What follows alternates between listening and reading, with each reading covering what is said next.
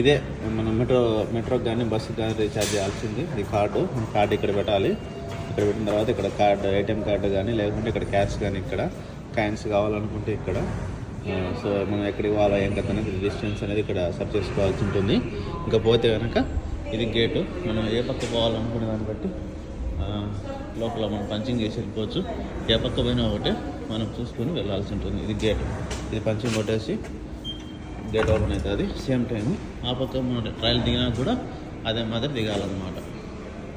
Punching కొట్టేసి ఆ పక్క కూడా ఇదే మాదిరి ఆ పక్క కూడా మనం దిగిన తర్వాత మళ్ళీ కార్డు పంచింగ్ కొట్టేసి ఎగ్జిట్ అయిపోవాలన్నమాట. ఎక్కడైతే అక్కడ దిగుతామో అక్కడ. సో ఇది వచ్చేసి మనము 24 hours తీసుకున్నాం అనమాట. 7 ఈరోజు తీసుకున్నారు.